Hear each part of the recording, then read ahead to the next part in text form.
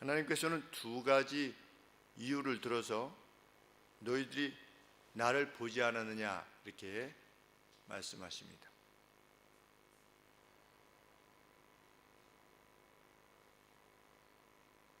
한 가지 사건은 시내산에서 하나님께서 강림하셔서 십계명을 주시고 불과 화염 가운데 십계명을 주시고 또 음성으로 말씀하신 그 사건을 말씀하시는 것이고, 또 다른 하나는 출애굽 사건 시에 하나님께서 애굽에게 베푸신 재앙들과 홍해의 모든 사건들을 언급하고 계시는 것입니다. 두 가지 큰 사건인 것이죠.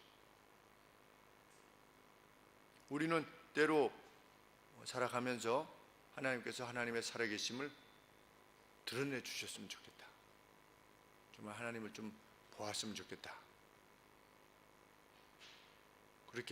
그러면 내가 하나님을 좀 더 신뢰할 수 있을 텐데 라고 하는 마음을 가질 때가 있는데, 그것이 결코 나쁜 생각은 아니라고 하는 사실을 오늘 본문을 통해서 우리가 알게 되는 것이죠. 그러한 기대가 잘못된 기대가 아닐 수 있다. 왜? 하나님은 자신을 드러내시기를 기뻐하시는 분이시다. 하나님은 숨어 계시기를 기뻐하시는 것이 아니라 자신을 드러내시기를 기뻐하신다는 거죠. 그래서 하나님은 이렇게까지 말씀하시는 겁니다. 이런 신을 봤느냐? 이렇게 자기 자신을 분명하게 드러내는 신을 너희들이 본 적이 있느냐? 없지 않느냐?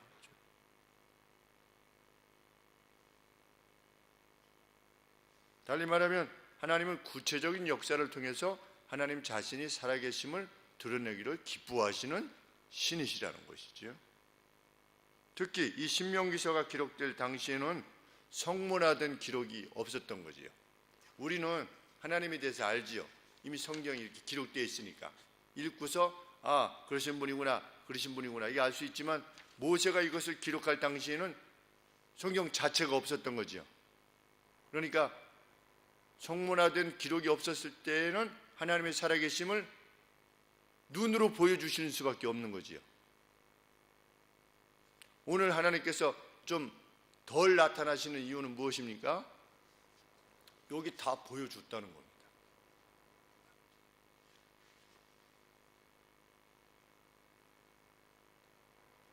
신명기라는 말 자체가 무슨 뜻이냐? 그 크신 행하심이다. 이게 신명기라는 뜻입니다. 그 크신 행하심이다. 신명기는 무엇을 기록하고 있냐면 하나님께서 이스라엘 백성들을 위해서 행하셨던 내용들을 기록하고 있습니다. 그 크신 행하심들을 이렇게 회고하면서 기록한 거지요. 이런 하나님이 너희를 지금 가나안 땅에 들어가게 하시는 거다. 그러니 어떻게 해라? 이 하나님을 계속해서 섬겨라. 그 목적을 위해서 이 신명기서를 기록한 것이죠.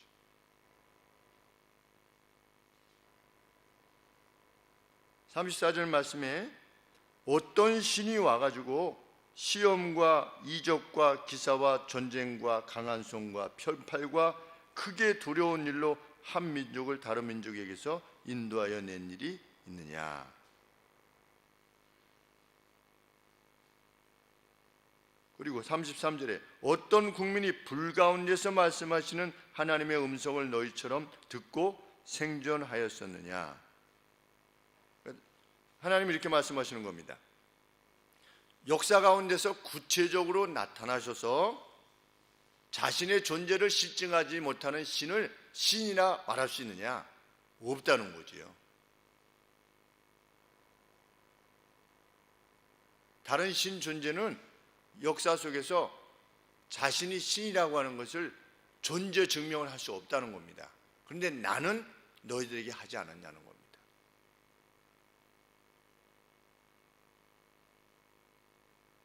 그런데 나중에 이스라엘 백성들이 잊은 거지요. 우리는 어떤지 모르겠습니다. 우리 삶 가운데서 하나님께서 하나님의 살아계심을 우리 삶 가운데서도 분명히 드러내 보여주셨을 겁니다. 우리가 기억을 잘 못해서 그렇지. 나의 한 가지 소원은 개척교회 하고 싶어요가 제 18번 노래였어요. 부목사 할 때 나의 한 가지 소원 개척교회 하고 싶어, 이게 제가 늘 부르고 다녔던 노래예요. 그래서 우리 영희가 따라 불렀었어요. 나의 한 가지 소원 개척교회 하고 싶어요. 개척교회 했잖아요. 그렇죠? 불가능했어요. 당시에는 300만 원밖에 없었으니까 불가능했죠. 정말 집도 없었고 손에는 300만 원 있었고 장소도 없었고 집도 없었고, 그 뭐 개척교회를 한다는 것이 미쳤다라고 말할 수밖에 없었던 거죠. 지금 그렇지 않겠습니까? 지금도 그 누가 제가 300만 원인데 개척교회 하려고 합니다. 목사님 저 사직해두겠습니다. 안만수 목사님에게 제가 목사님 개척교회 때문에 사직해두겠습니다. 안만수 목사님이 다 아시잖아요. 해봐. 알았어. 뭐 이렇게 뭐 하지 말아라 뭐 이렇게 하시지도 않고, 그래? 해봐. 왜? 어차피 안 될 거니까. 300만 원 가지고 무슨 개척교회를 하겠나 싶으셔가지고 해봐. 그래서 3개월 뒤에 목사님 저 이제 나갑니다. 목사님 분노하셨죠. 분노. 네. 정말 나가니까. 근데 여하간에 저로서는 뭐냐면 저희 기도를 기적적으로 들어주신 거죠. 하나님 이렇게 장소가 협소해서 좀 성도들이 그래도 주일날 오셔서 커피라도 한 잔 같이 드시고, 어린아이들은 좀 땅에서 좀 이렇게 뛰어놀고 모래장난도 하고 이런 예배당이 좀 있었으면 좋겠습니다. 그래서 저쪽에 하나님께서 또 주셨잖아요. 그렇죠? 이거는 안 구했어요. 이건 기도 응답의 차원은 아니에요. 이게 뭐 4층짜리 건물을 주시면 이렇게 기도한 적은 없으니까. 하나님 어디로든지 보내주시면 그냥 가겠습니다. 이렇게 했기 때문에 저기까지는 제가 간절히 기도했었어요. 땅을 주시옵소서. 어디 그것만 그러겠습니까? 하나님이 살아계심을 드러내신 것이 오직 그것만 있겠습니다. 영희가 버스에 치였을 때 어디 불구만 되지 않았으면 하는, 처음에 이게 전화를 딱 받았을 때 새벽에 버스 기사분이 아침 6시 몇 분에 김영 학생 집이지요. 저희 버스에 이렇게 치였는데, 이렇게 전화가 왔을 때 우리 딸은 어디 있습니까? 그랬더니 학교 갔대요. 버스에 쳐서 날아가가지고 떨어졌는데 학교를 갔대요. 차 타고.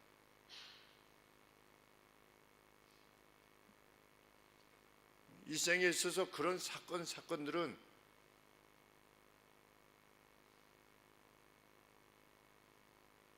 그런 걸 본 적이 있느냐?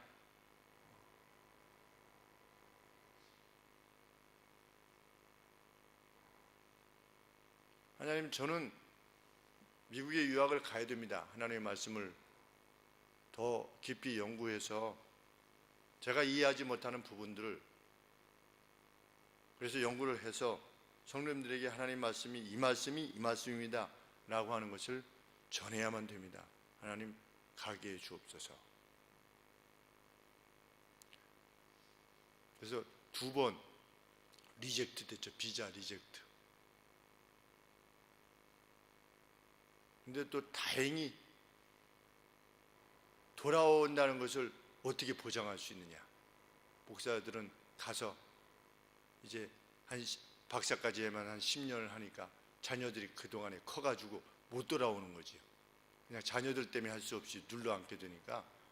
왜냐하면 보통 일반 학문 하는 사람들은 6살, 5살 때 가가지고 10년 하면 35이니까 돌아올 수가 있는데, 목사들은 32, 34, 저도 34세 갔으니까 34세 가서 10년 있으면 44이니까 자녀들이 다 벌써 커서 돌아올 수가 없는 거죠. 할 수 없이 눌러앉으니까 그 통계에 보면 목사님들은 못 돌아오는 겁니다. 대부분. 그러니까 당신도 못 돌아올 것이 틀림이 없다. 그러니 비자를 내줄 수 없다. 그래서 나는 돌아온다 그랬더니 다른 사람도 다 그렇게 얘기했다. 그리고 안 돌아왔다. 그래서 제가 하다가 안 되겠구나. 우리 형들이 돌아왔다 그랬죠. 형들이. 공부하러 갔던 형들 둘이 돌아왔다 그랬더니, 그럼 형들이 돌아온 것을 증명하라고. 그래서 출입국 관리소에 가가지고 형들이 나갔다가 들어온 거, 그리고 형들이 가서 공부했던 거, 그 증명서를 떼가지고서 제출했더니 딱 보더니 3번째 사인을 해줘서 그래서 갈 수 있었습니다. 비자가 통과가 됐었죠.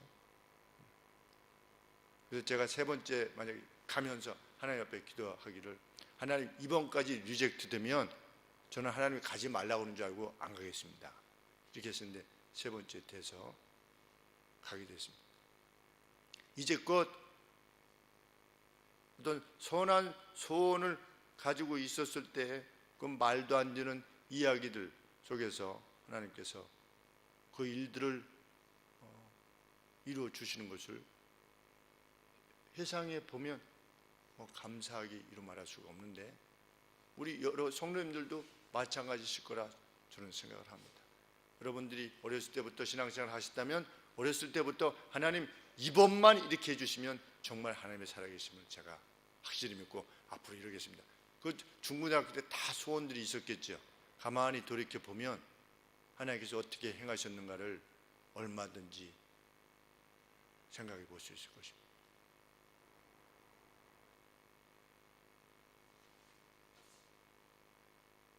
하나님은 이 이스라엘 백성들에게만 말씀하시는 것이 아니라 오늘 동일하게 이 말씀을 우리에게 주심으로 우리들에게 말씀하시는 것과 마찬가지지요. 너희의 믿음의 선조들은 무엇을 보았다? 시내 산에 강림하셨던, 불과 화염과 구름 가운데 강림했던 나를 봤다. 너희의 믿음의 선조들은. 그것이 너희의 믿음의 내용이다. 그리고 내가 너희의 믿음의 선조들을 위해서 그것에 재앙을 내리고 민족들을 이겨낼 수 있도록 하였다.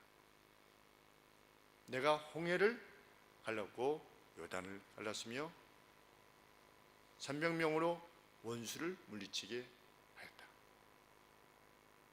하나님의 증언이지요.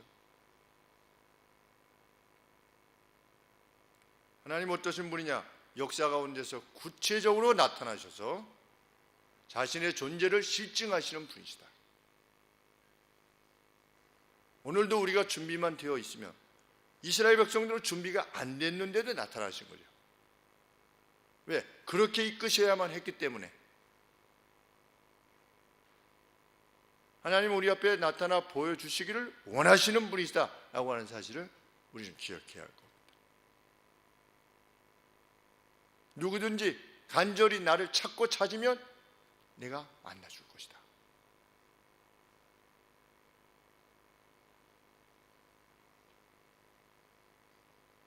하나님은 역사 속에 하나님께서 존재하고 계시다고 하는 하나님의 존재 증명만을 행하신 것이 아니라 그 존재 증명 가운데서 무엇을 보여주시기를 원하셨다?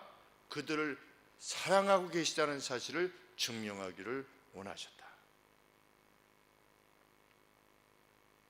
너희가 최강 대국이었던 애굽으로부터 떠나서 열국들을 물리치며 광야 40년 동안 굶주리지 아니하고 풍요를 누릴 수 있게 했던 것은 살아있는 나의 신적인 애정에 의한 것이 아니냐.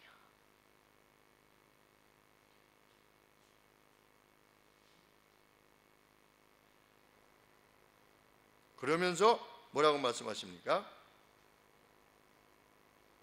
그리고 그렇게 살아계신 분으로, 이스라엘을 사랑하시는 분으로, 그죠?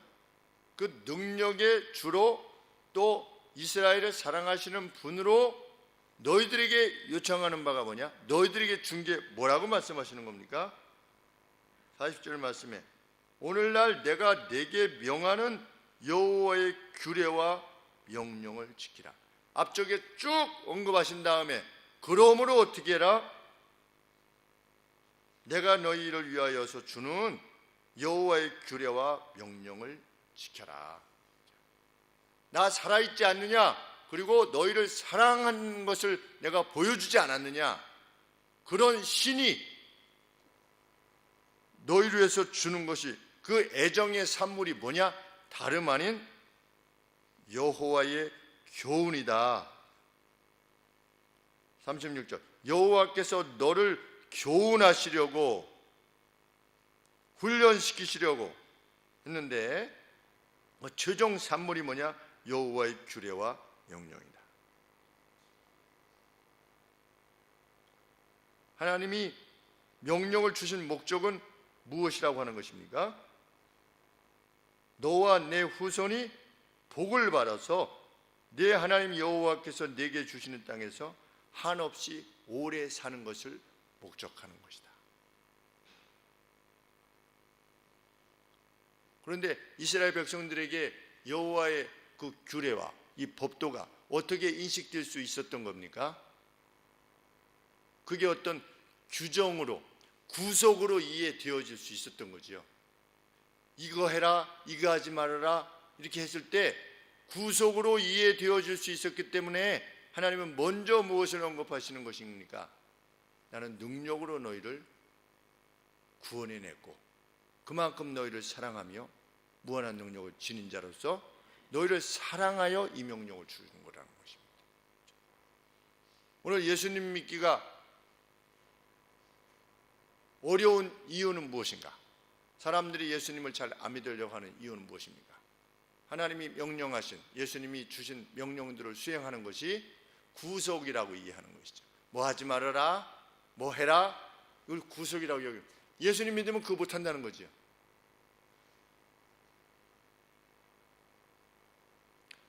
이전 집 이 물이 새가지고 물이 새는 것 때문에 결국은 제가 이제 이쪽으로 이사를 우리 사택이 옮기게 됐는데 그쪽을 고쳐줬는데 다 이제 뭐 목욕탕도 고치고 다 고쳤는데 밑에서 물이 흐른대요. 그러니까 3층에서 전화가 온 거예요. 사모님 물이 흘러요. 그래서 공사하신 분한테 전화를 했더니 그 옆에 실리콘 하면 됩니다. 그래가지고 실리콘을 해서 이제 다 됐을 겁니다. 그랬는데 또 물이 흘러요. 그래서 결국은 60만 원을 더 들여가지고 이제 고치기로 했는데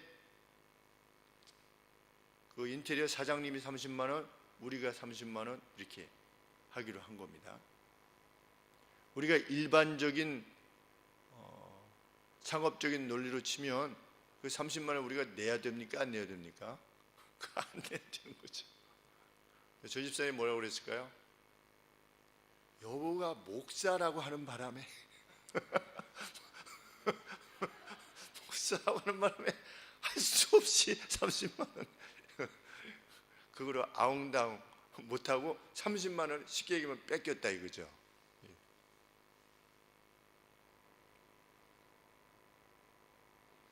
우리는 그렇게 사는 겁니다.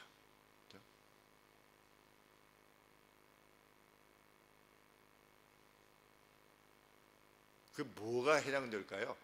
너로 하여금 억지로 멸리를 오리를 가고자 하는 자에게 강조점이 뭡니까? 억지로 오리를 가게 하는 거예요. 나는 가고 싶지 않은데 너 가야 돼. force 하는 거예요. 너 나랑 같이 가야 돼. 이렇게 하는 거예요. 그런 자에게 어떻게 해라? 심리를 가져라. 내 겉옷을 원하는 자에게 어떻게 해라? 속옷까지 벗어주라. 그분도 다 알겠지요.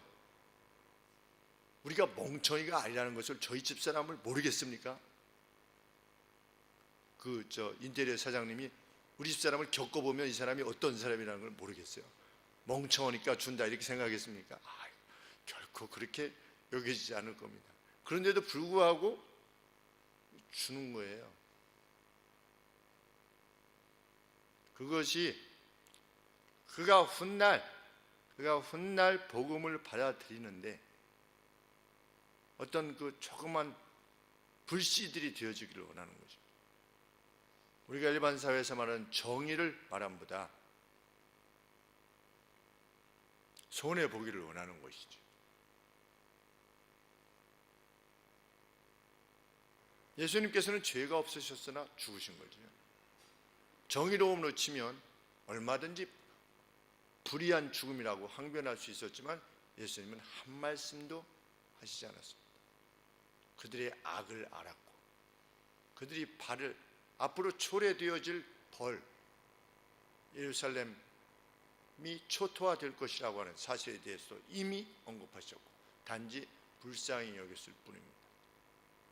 그것이 어디에 있는 거냐? 오늘날 내가 내게 명하는 여호와의 규례와 명령을 지켜라 말씀하셨을 때 여호와의 규례와 명령이 그것입니다. 너희는 추수할 때 모퉁이를 다 거두지 말고 놓아두라. 공정하지 않은 것일 수 있죠. 내가 농사했는데 내가 걷는데 무슨 말이 많아. 모퉁이를 놔두라. 원수가 괴로움을 당하면 그것을 고소히 여기지 말고 그를 위해서 불쌍히 여기라.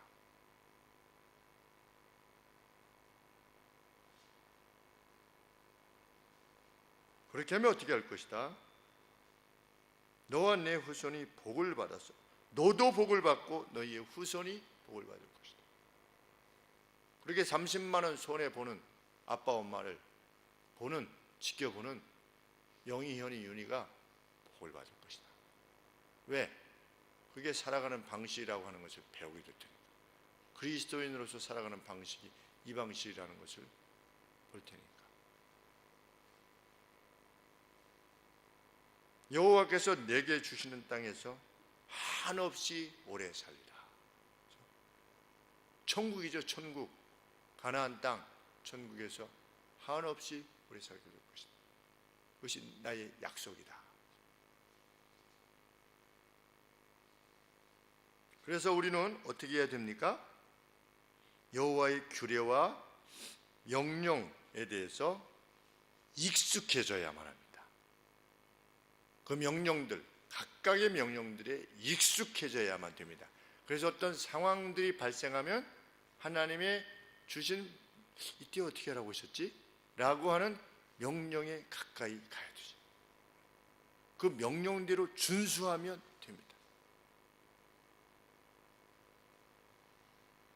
문명주 집사님께서 건설 현장에서 아주 막 힘들게 하는 분하고 다투면 안 되는데 이러면서 한번 이렇게 그러면 안 됩니다 이렇게 하셨나 보죠. 그렇게 하시고 나서 집에 오셨는데 하나님이 이렇게 하지 말라고 그랬는데 이게 생각이 나서 30분 뒤에 그분에게 전화를 걸으셔가지고 미안하다고 이렇게 했더니 저쪽에서 화를 내실 만도 하셨지요 이렇게 하면서 그 관계가 더 좋아졌다고 이렇게 말씀을 하시는 것을 들으면서 제가 무르익으시는구나 이런 생각을 했습니다. 하나님의 사람으로 무르익어 가시는구나. 정말 감사하다. 그 상대도 그렇게 다투고 나서 이렇게 하고 나서 30분 동안 얼마나 마음이 힘들었을까. 그런데 전화가 왔을 때 참 다시금 그분의 마음도 평강으로 가득 차게 되는 것. 그 사람들도 배우는 거지요. 내가 누군가 이렇게 했을 때 내가 전화를 해서 미안하다라고 말하는 것이 참 용기 있는 것이고 나이 들어서도 그럴 수 있는 거구나. 우리 나이 들면 미안하다는 말을 잘 안 하지 않습니까? 그런데 미안하다고 할 수 있는구나 라고 하는 것을 배우는 거죠. 전화 걸 때 그리고 나서 다시 화평이 되찾게 되었을 때 그게 뭡니까? 그게 천국입니다. 그게 가나안이지요. 하나님이 주시는 그 피스 가운데 다시 거하는 것, 그것이 이 땅에서의 천국이지요. 그리고 갈 나라, 우리가 영원히 거할 나라의 가치가 될 것입니다. 그래서 우리에게 주신 법들에 익숙해지기를 위해서 하나님의 말씀을 잘 살피고 그 말씀대로 살게 되면 하나님의 약속 그대로 생존하신 하나님의 능력과 우리를 사랑하심이 어떤 것인가를 하나님께서 우리에게 보여주실 것이라고 약속하시는 것입니다. 우리는 그렇게 하나님을 볼 겁니다. 너 하나님 봤어? 라고 할 때 우리가 뭐라고 답할 수 있습니까? 너 하나님 봤지? 저는 여러 이야기를 합니다. 이래서 하나님을 봤고 이래서 봤고 이래서 봤어. 하나님이 없으면 그 사람이, 그 성도가 그렇게 하시겠어? 하나님이 안 계시면 그 집사님이 그렇게 하시겠어? 하나님이 계시기 때문에 그렇게 할 수 있는 거지. 하나님의 이적적인 역사뿐만 아니라 성도가 하나님의 말씀을 근거로 해서 어떤 결단들을 내릴 때 그건 세상 사람들이 이해할 수 없는 결단들을 내리는 거거든요. 그럴 때 그것을 들어서 하나님이 살아계시다고 하는 것을 나는 옆에서 보고 안다 라고 말할 수 있게 되는 거지. 그것이 우리의 복음의 증언이기를 원합니다. 복음은 예수님께서 세상에 오셔서 당신을 위해서 죽으셨습니다 만으로 안 되는 겁니다. 그것을 정말 믿고 있는 복음의 미스테리, 복음의 신비를 담고 있는 우리가 정말 복음의 신비를 담고 있는 사람처럼 행동할 때 이 하나님의 법을, 그 명령을 주신 법을 따라 행동할 때 세상 사람들이 그것을 인식하게 되는 거지. 그런 차원에 있어서 우리가 번영할 수 있기를 원합니다. 기도하겠습니다.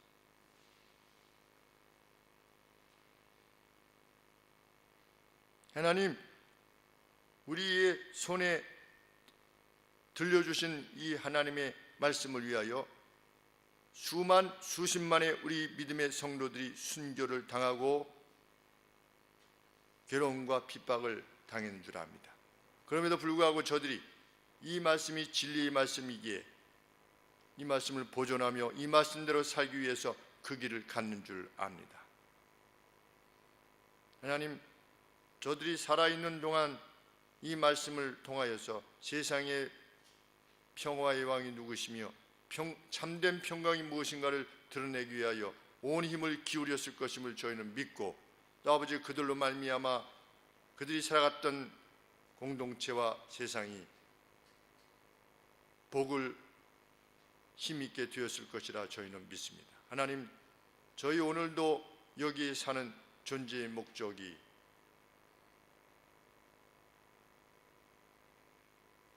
그것을 위한 것이 될 수 있도록 도와주시옵소서.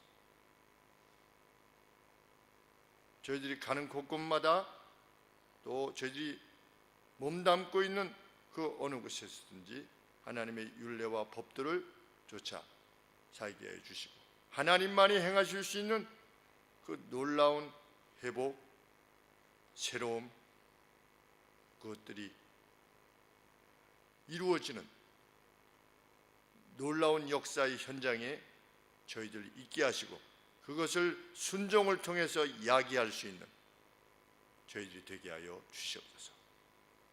거룩하신 예수님의 이름으로 기도합니다.